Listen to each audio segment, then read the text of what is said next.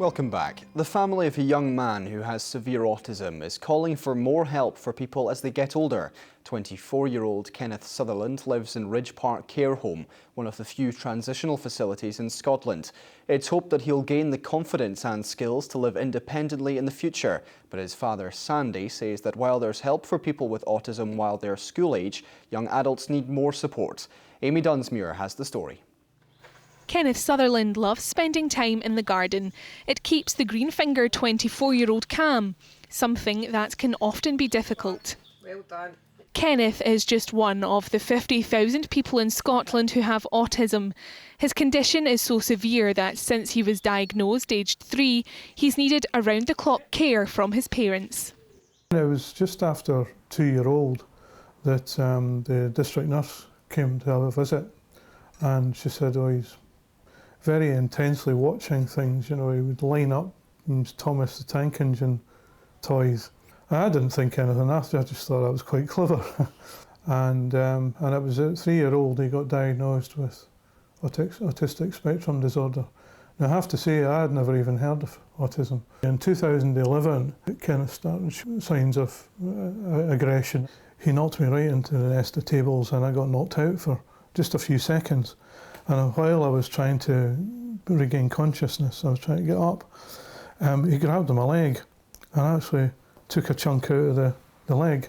5 years ago, the decision was made to move Kenneth into residential care. Now he lives at Scottish Autism's Ridge Park House, one of the few services available for adults with the condition. The specialist service is home to 8 people with autism, all of whom receive one-to-one care 24 hours a day. Kenneth is one of the lucky ones, but his father says more support needs to be on offer for adults with autism. What we need is, well, to be honest with you, councils need to be funded. So it's up to the Scottish Government to fund the councils, you know, to be able to provide, you know, places like Ridge Park, because how many people are out there are screaming for the help that they can give. I think the picture's really variable. I think that when people have sort of high-level complex needs, there's often more support for them. But for individuals who have autism, whose presentation is maybe what you might think of as more subtle, but still has a significant impact in their life, then I would say there really isn't enough in place for those sorts of individuals. In 2011, the Scottish Government launched the Scottish Strategy for Autism. They say that they are now halfway through that 10-year project, but that they concede more could be done to ensure people with autism are able to participate in all aspects of the community. Since moving to Ridge Park, Kenneth has come on leaps and bounds. Now he can do simple everyday tasks like his own washing and cooking, but his future still remains uncertain. His parents say they don't know when he'll be able to leave residential care if provisions aren't available in the wider community. Amy Dunsmuir, STV News.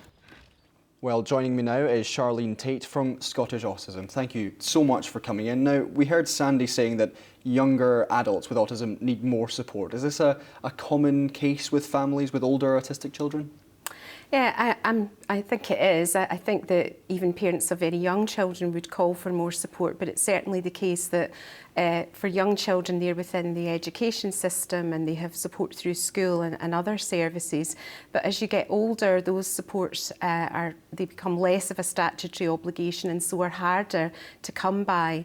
And if you have very specific or very particular needs, it can often be difficult and challenging to find support that meets those needs. So what's the threshold where, you know, as you say, support from schools and, you know, education start to fade away, if you like? Well, around about 18, 19 years of age, of course, people are leaving school and moving on. And some of the difficulties are that there's not always appropriate places for people to move on to. There are some specialist services that, such as Scottish Autism, provide, but some people need a different kind of support. They don't necessarily need a very intensive support. I think the thing is the autism spectrum is very wide, and so it's very difficult to have a one-size-fits-all. So we need a range of different supports for people as they get older. And how do people's needs change as they're progressing, you know, not just through school, but then, you know, once they leave? Well, people need to have something purposeful to do through the day. They need to be in either occupation or in education, or they need to have some way of using their own particular skills and talents. People have housing needs, they have other social needs, they have the need for a network, a community access. They have the need to have the access to the kinds of services and experiences that most people take for granted. But with someone with autism, they need social support or some support to plan their activities or plan access to those kinds of experiences. And taking a few years kind of away from that, when young children are just starting out in school or high school, what support is there for them? Well, it's really variable, to be honest. Some children will access the mainstream school. Some children will access the mainstream but have a sort of special support base within that. And some individuals, such as the children who attend our school, will go to very highly specific provision.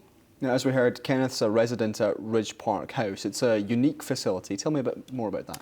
Well, Ridge Park is our National Transition and Assessment service, and it's there for those times of life when things are changing for people, and sort of moving on from school into adult life would be one of those.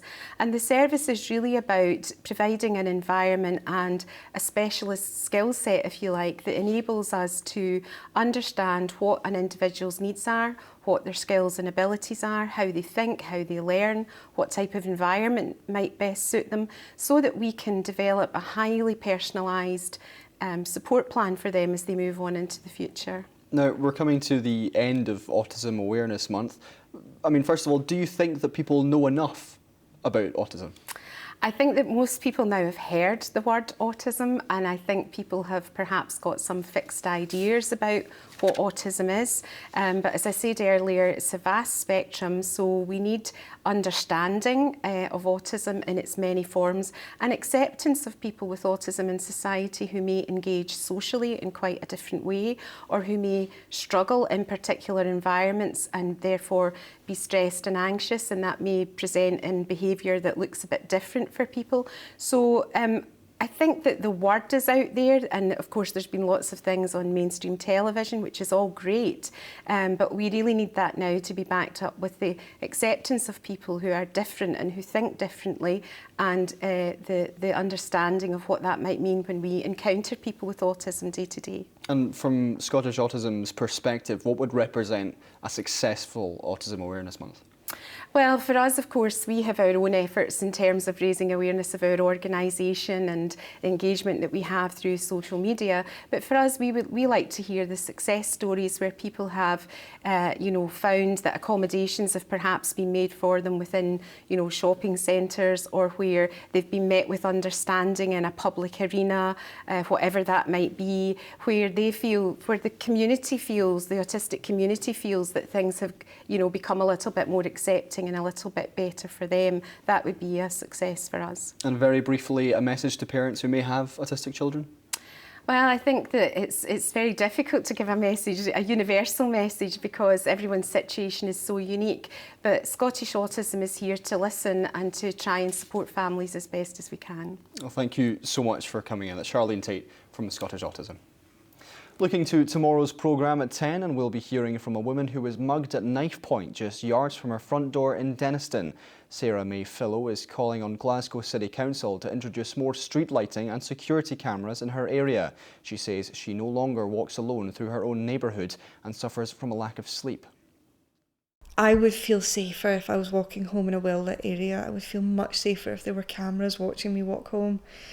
If there had been a camera on a lamppost where I was mugged, and there was a lamppost right next to where I was mugged, this would be solved in a matter of days.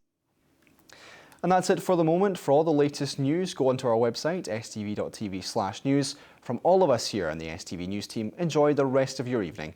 Bye-bye for now.